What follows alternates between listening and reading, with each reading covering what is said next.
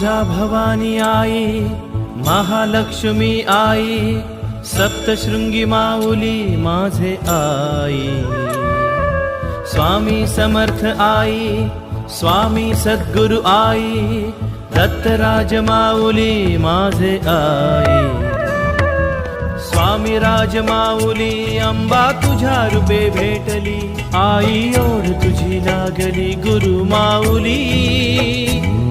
हे अंबे जगदंबे पाहून रूप मन भरले, भक्तांच्या हृदयाचे हे दुःख आज ओसरले।